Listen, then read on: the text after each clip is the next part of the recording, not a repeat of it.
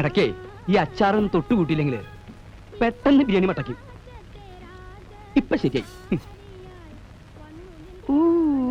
കരയാമ്പൂ കരയാമ്പൂ.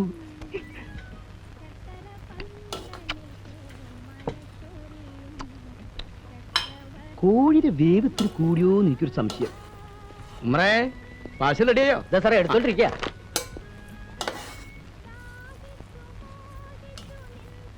എല്ലാം കൂടി എത്രയായി? 31 റുപ്യ. ഓ, ഇവനൊന്നും ഒരു കാലത്തും ഗുണം പിടിക്കൂല.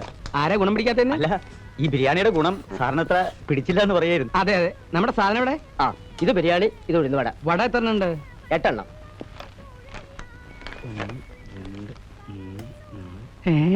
ഇല്ല സാറേ.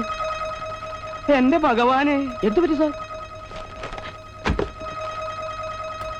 പിന്നെ ഭക്ഷണം വലിയ കാര്യമായിട്ടൊന്നും വേണ്ടല്ലോ. My diet is very light. രാവിലെ ഒരു 8 മുട്ട, 2 ഗ്ലാസ് റവക്കഞ്ഞി, പിന്നെ ഉച്ചക്കൊരു കോഴും കുറച്ച് പൊടിയരിക്കഞ്ഞും, ഉപ്പ് വേണ്ട.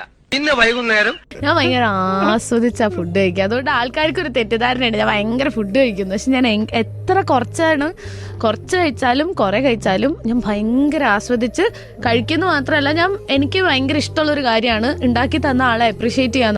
ഞാൻ ഭയങ്കര ആസ്വദിച്ചാ ഫുഡ് കഴിക്കുക. അതുകൊണ്ട് ആൾക്കാർക്ക് ഒരു തെറ്റിദ്ധാരണയുണ്ട് ഞാൻ ഭയങ്കര ഫുഡ് കഴിക്കുന്നു. പക്ഷെ ഞാൻ എത്ര കുറച്ച് കഴിച്ചാലും കുറെ കഴിച്ചാലും